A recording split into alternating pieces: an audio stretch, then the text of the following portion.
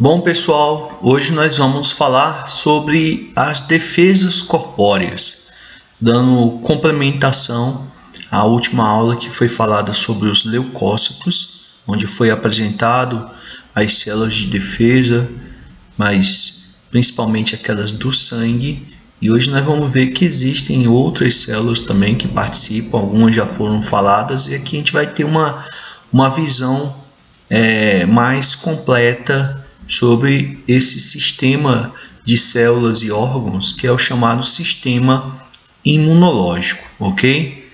Então vejam só, nós temos 3 linhas de defesa no nosso corpo que nos protege contra as infecções, os mais diversos problemas que o organismo humano, o organismo de maneira geral dos vertebrados, eles se protegem. Então, essas duas primeiras linhas de defesa, elas compreendem aí os chamados mecanismos de defesas não específicos, que é o que nós chamamos de imunidade inata, ou seja, aquela que você já nasce com ela. A primeira linha de defesa, nós temos a pele, que funciona como uma barreira física, a gente viu isso, que ela protege pelo fato das células da epiderme serem justapostas, impede a entrada de parasitas, por exemplo.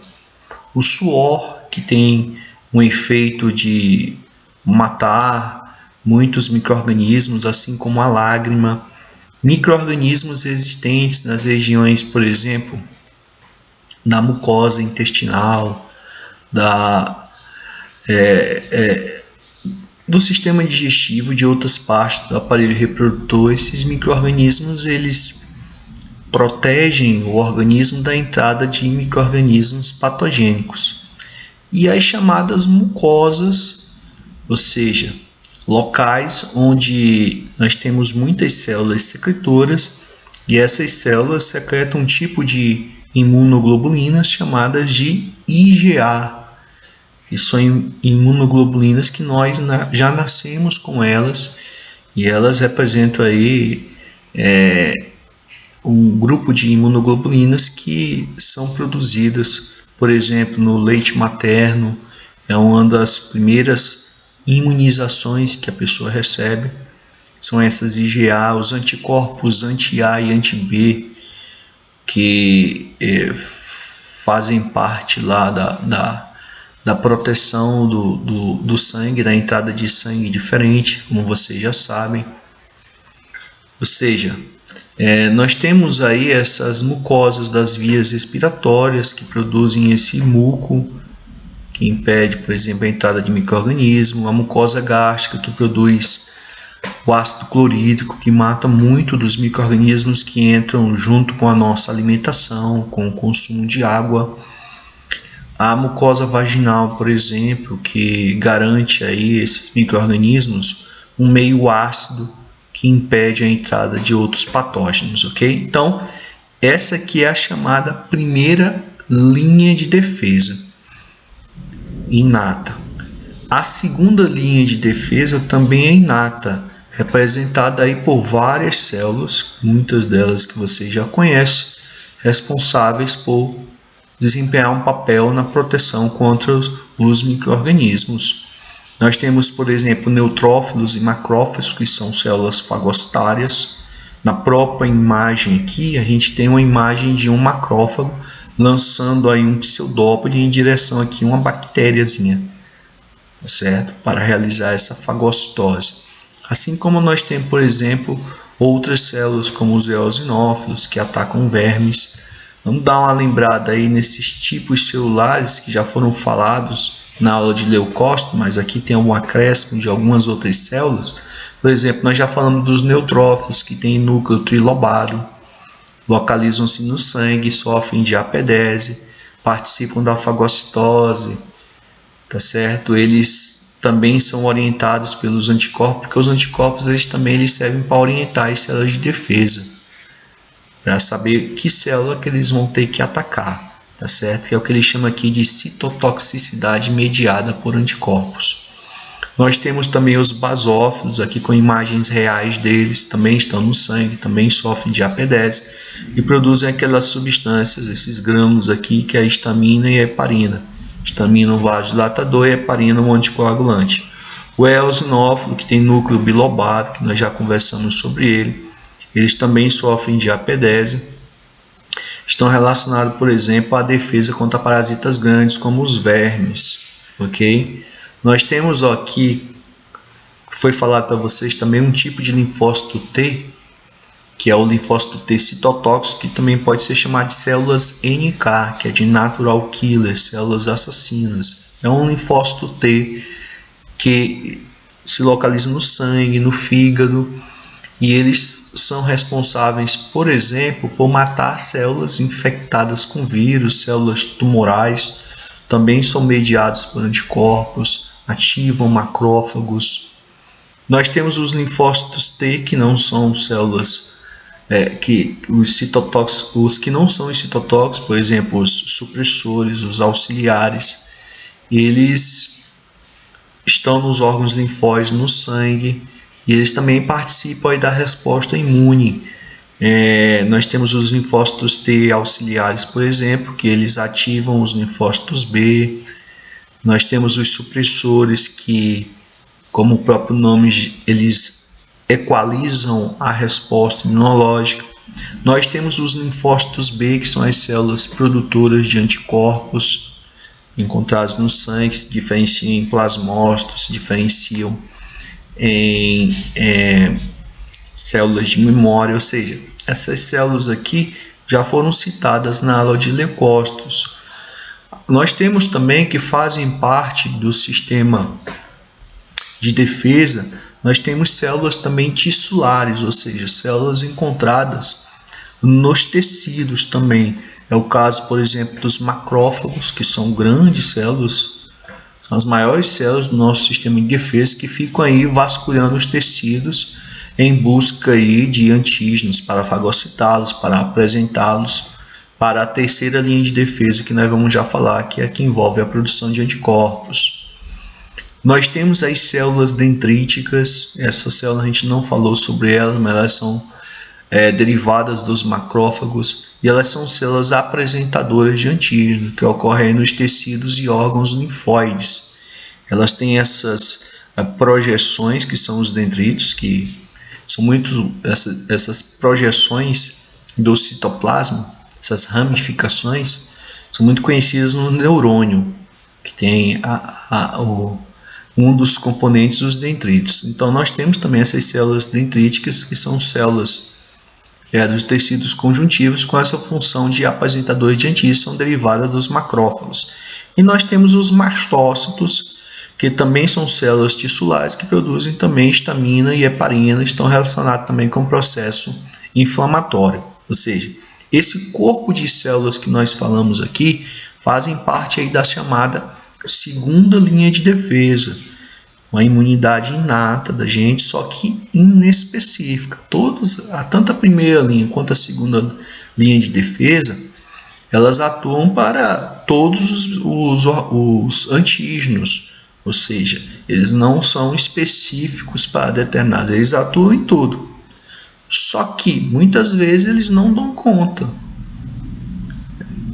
A primeira linha de defesa, ela já protege a gente da entrada de muitos patógenos. Por exemplo, a nossa pele, ela tem bactérias, muitas delas muito perigosas. Então, a primeira linha de defesa, ela já dá conta de muita situação protegendo a gente. Se a primeira linha de defesa falha, entra a segunda linha de defesa, que são esse grupo de células aqui que estão toda hora trabalhando, nos protegendo aí desses antígenos.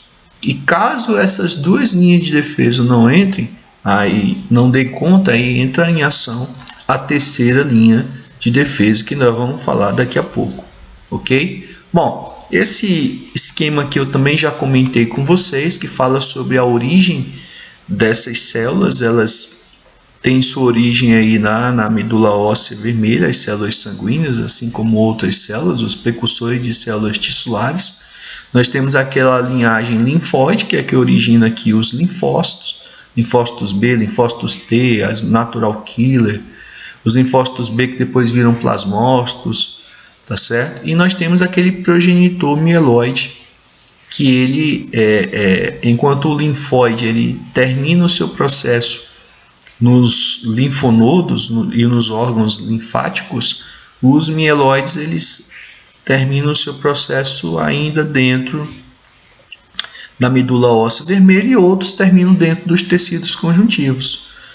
Tá certo? Então nós vimos, por exemplo, que hemácias, plaquetas, os basófilos, eosinófilos, monófilos e neutrófilos são produzidos aqui na medula óssea vermelha, assim como os precursores dos mastrócitos, os precursores dos macrófagos, que são os monócitos. Você já sabe, quando o monócito sofre a diapedese, ele se transforma no macrófago, e alguns macrófagos se transformam em células dendríticas, ok?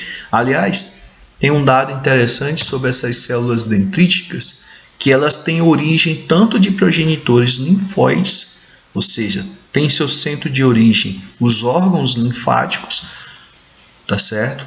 Mas também ele se origina através de precursores que vêm da medula óssea vermelha, que originam os monócitos, que originam os macrófagos, que viram as células dendríticas, certo? É um caso especial aí de um tipo de célula que vem de dois progenitores, tanto o linfóide quanto o mieloide, ok? Bom, falando sobre essas células de defesa que representam a nossa segunda linha de defesa, nós temos aqui esse videozinho bastante interessante que mostra a ação de eosinófilos que estão aí passando pela corrente sanguínea. Você tem aqui hemácias passando, um capilar sanguíneo, aqui vem um eosinófilo. Ele está aqui se movimentando. Ele é uma célula fagocitária também, e aqui é o corpo de um verme, o corpo de uma lombriga, e ele se atraca firmemente a essa lombriga e começa a liberar toxinas dentro dessa lombriga. É claro que apenas um eosinófilo desse não é capaz de combater uma lombriga, porque é um ser muito mais complexo, um animal pluricelular, certo? Mas é um registro interessante da atividade desse tipo de leucócito que fica lançando toxinas aí. E as hemácias aqui seguindo seu caminho, transportando aí os gases respiratórios, ok? Bom, então como eu tinha adiantado para vocês, se essas duas linhas de defesa elas não dão conta, entra em ação a terceira linha de defesa, que é a chamada defesa específica. Essa defesa específica, ela envolve a chamada imunidade humoral e a imunidade celular. Essa imunidade humoral, ela vai ser representada aí pela ação dos anticorpos, das imunoglobulinas, ok? Então até mostrei aqui um pouquinho desse esquema na aula anterior. Aqui é uma sequência de eventos onde, por exemplo, os macrófagos, eles fazem parte da segunda linha de defesa e eles também vão apresentar pedaços dos antígenos para a terceira linha de defesa, que começa aqui com os linfócitos T4, que são os linfócitos auxiliares, também chamados de linfócitos helper. E esses linfócitos T4 vão passar informações através da produção de substâncias como interleucinas, interferons, que são citocinas, para os linfócitos B, para que essa sinalização neles estimulem eles a se diferenciarem.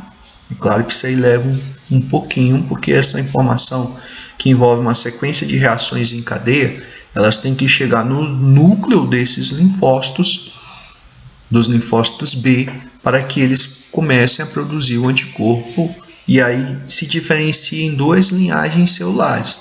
Eles passam a se multiplicar por mitose lá nos linfonodos e aí nos gânglios linfáticos, aí eles começam a se diferenciar em duas populações, os linfócitos B de memória, que também produzem anticorpos, esses vão ser responsáveis por gerar a nossa imunidade adquirida, e os plasmócitos, que são as células que vão combater aquele antígeno a partir de anticorpos, combater tanto no sangue como também nos tecidos, porque os plasmócitos também realizam a chamada diapedese. Aqui nós temos uma imagem, por exemplo, de anticorpos atracados às células tumorais, e aqui eles vão servir para sinalizar, por exemplo, os linfócitos T8, que são os NK, aquelas células NK que são destruidoras de células cancerosas, ok? Então, aqui ele chama de anticorpos monoclonais, ou seja, que são do mesmo tipo, porque uma vez que esse linfócito B ele se diferencia, ele passa a produzir a mesma molécula que é o linfócito, o mesmo tipo de anticorpo, tá certo? Bom, essa é a chamada imunidade humoral, que envolve aí essa ação de moléculas. Mas nós temos também a imunidade celular. Essa imunidade celular envolve aí a participação de células que também têm a capacidade de destruir células que estejam funcionando de forma errada, como as células cancerígenas ou células infectadas com parasitas intracelulares, muitas vezes células infectadas com vírus, ok? Então, existem aí os linfócitos T8, que são os mesmos linfócitos citotóxicos. Existem grupos diferentes de linfócitos T8. De maneira geral, a nível de ensino médio, a gente considera como eles sendo o mesmo tipo de célula que vão destruir aí outras células infectadas com vírus. Nessa imagem aqui, por exemplo, nós temos uma célula cancerígena, essa vermelhinha aqui, sendo atacada por uma célula natural killer, tá certo? Que já é uma célula mais, vamos dizer assim, ela é mais ativa, mais diferenciada, mais velha do que os linfócitos T8 mais jovens.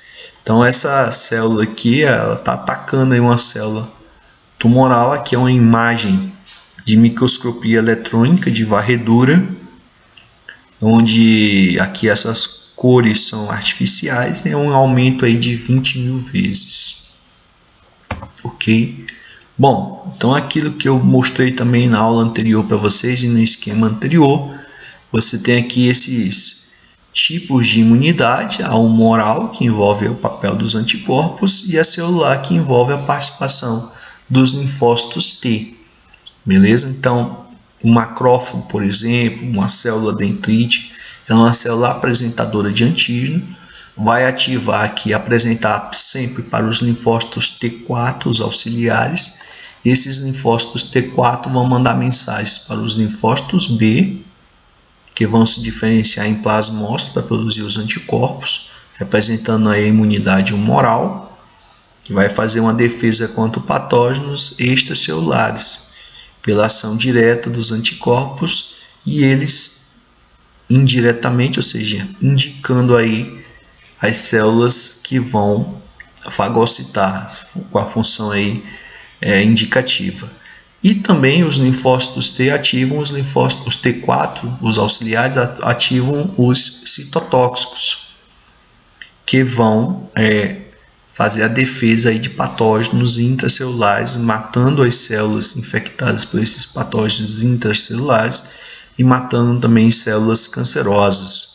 Lembrando que tanto os linfócitos B também formam células de memória, como os linfócitos T citotóxicos também formam células de memória. São essas células aqui que vão representar a nossa imunidade, fazer com que, por exemplo, algumas doenças ou muitas doenças a gente só tenha ela uma vez, por causa da produção dessas células de memória, que nos garante uma imunidade aí para o resto da vida, ok? Bom, esse aqui é o modelo que eu expliquei para vocês também, o modelo do anticorpo. A gente representa assim pela letra Y, mas na verdade aqui são cadeias de aminoácidos, onde essa região aqui mais escurecida é a região constante e as pontinhas, como já expliquei para vocês, é a região variável. Bom, existem 5 grupos de anticorpos de imunoglobulinas, por isso esse IG de imunoglobulinas, as IgA, as IgDs, IgE, IgG e IgM.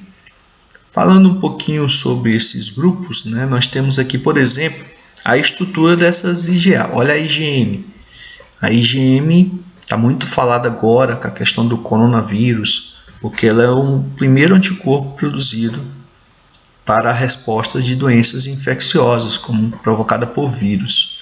Só que ele é produzido em pequena quantidade. Por quê? Porque o IgM é uma molécula muito grande, é um pentâmero.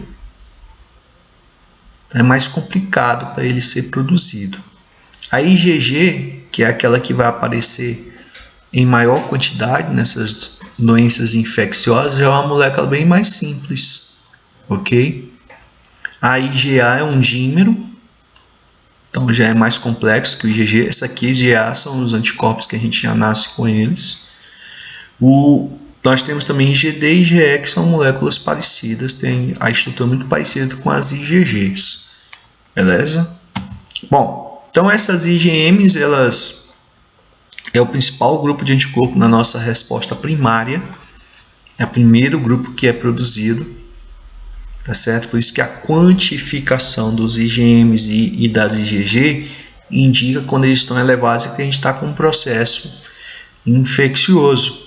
Os testes rápidos, por exemplo, que são feitos para o coronavírus, eles buscam a presença desses IgMs e IgGs aumentados, indicando aí um processo infeccioso viral, ok?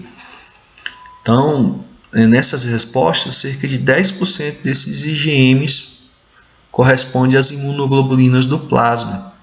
Eles que ativam a chamada cascata do complemento, que é a sequência de reações que ocorrem no plasma sanguíneo, que chega até a membrana das células infectadas, provocando, por exemplo, a lise delas, a destruição das células. As IgG elas são predominantemente no plasma, 75% das imunoglobulinas, representa 75% das imunoglobulinas no plasma sanguíneo. É o grupo principal nas respostas secundárias a doenças infecciosas. Então, esses testes rápidos que tem aí, como repetindo aqui novamente, para coronavírus, para quantificar a quantidade, né? Quantificar as IgMs e as IgGs, ok? Bom, nós temos as IgAs, que são anticorpos que nós naturalmente, muitos deles nós já nascemos com eles, representa 15% do total de imunoglobulinas no plasma. E aí os mais raros são as IgEs, com uma taxa menor de 1%, assim como as IgDs também. Essas IgAs estão relacionadas com os processos alérgicos. Eles se ligam aos os alérgenos, que são as substâncias que provocam alergia, por exemplo, uma partícula de poeira, um grão de pólen, e eles ativam basófilos e mastófilos a produzir a histamina, que é quem provoca a vasodilatação, que vai obstruir, por exemplo, uma via respiratória, que vai provocar a pele ficar vermelha. Ou seja, as IgEs elas são responsáveis, por exemplo, nas situações onde há uma resposta alérgica. E as IgDs ainda estão em estudos ainda, mas acredita-se que elas têm uma participação importante na diferenciação dos linfócitos B, tá certo? Quase não se fala muito sobre essas IgDs, até por causa da quantidade delas que é encontrada em baixíssimo número. Beleza? Então, esses anticorpos, eles têm como funções, eles podem atuar diretamente destruindo a célula, eles podem fazer uma ligação com os componentes do complemento, desencadeando aí um complexo de ataque à membrana, que vai provocar a lise celular, por exemplo, lá na questão do papel de ativação dos linfócitos T citotóxicos. Eles podem servir de sinais para outros leucócitos, por exemplo, um neutrófilo, um macrófago, indicando ele que célula ele tem que fagocitar. E eles podem também neutralizar o antígeno. Uma bactéria, por exemplo, tendo ação bacteriostática, atrapalhando a reprodução dela, não deixando ela se reproduzir. Beleza? Bom, aquilo que eu falei para vocês, a cinética da resposta aos anticorpos. Então, uma vez que o indivíduo ele é estimulado com a presença de um antígeno, um vírus, por exemplo, da gripe, um vírus da raiva, um vírus. Então, nessas respostas infecciosas, essa resposta primária, que é aquela primeira feita, você vê que a produção de IgM e IgG ela fica um pouco parecida, mas a IgM é a primeira produzida. Já a partir da segunda estimulação, por exemplo, aqui poderia ser a primeira dose de uma vacina, aqui a segunda dose de uma vacina. Então, a primeira dose, o indivíduo produziu aqui IgM, nessa quantidade aqui, porque aqui é a concentração do anticorpo no soro, e essa quantidade aqui de IgGs. Beleza? E, a partir da segunda dose dessa vacina, a quantidade de IgM produzida, você vê que foi a mesma, mas a de IgG, olha só o tanto que aumentou. Por isso que eu falei que 75% das imunoglobulinas séricas, ou seja, do soro, do plasma sanguíneo, representa o grupo das IgGs. Tá certo? Bom, outra coisa é importante também saber, como eu já falei para vocês, que muitas questões trazem hemogramas e aí vocês têm que... Vai ter situações que vocês têm que fazer a análise, por exemplo. No hemograma vem a quantidade de eritrócitos, de hemoglobina, vem o valor do hematócrito, vem esses outros parâmetros aqui que a gente não entra, vem a quantidade de leucócito e aqui vem um valor de referência que vocês vão ter que ir. Por exemplo, se esses leucócitos estiverem altos, pode indicar aí um processo de infecção, indica um processo de infecção, tá certo? Professor, como é que eu sei, como é que um médico sabe, a partir de um hemograma, se a pessoa está com uma doença bacteriana, para ele poder passar um antibiótico, ou está com uma doença viral, porque aí não precisa passar antibiótico. Então, um dos parâmetros analisados, por exemplo, que quando esse número de leucócitos está alto, aqui está no intervalo normal, de 4.500 a 11.000 por leucócitos por milímetro cúbico de sangue. Então está no valor normal. Mas vamos supor que tivesse aqui 17.000, 18.000 acima do valor. Então o número de leucócitos está alto. Então isso indica uma infecção. Beleza? Bom, se o valor aqui você vê que neutrófilos, eles botam diversos tipos de neutrófilos. Metamielócitos, bastonetes segmentados, que são neutrófilos mais jovens. Então, se esse número de bastonetes e segmentados estiverem alto, indica uma infecção bacteriana. Agora, se tiver o número de linfócitos alto, esse aqui de linfócitos, que representa a nossa imunidade específica, aí isso significa que o indivíduo está com uma infecção viral. Então, são duas coisas que se pede em hemograma, saber primeiro se a pessoa está com infecção. Para estar com infecção, o número de leucócitos está alto. Se é bacteriana, olha a quantidade de bastonetes segmentados. Se ela tiver alta, bacteriana. Se tiver o de linfócitos alto, é viral. Tá certo? Além das hemácias, para indicar se tem anemia, as plaquetas, para indicar se está com algum problema de coagulação sanguínea, tá certo? Então, se preparem para responder questões desse tipo aí na vida de vocês sobre a análise de hemogramas, tá certo, pessoal? Então, essa foi a nossa primeira parte sobre o sistema imunológico, sobre as defesas corpóreas. Na outra aula, a gente vai ver a segunda parte falando sobre o sistema linfático e falar mais sobre vacinas e soros, ok? Então, um grande abraço e até a próxima!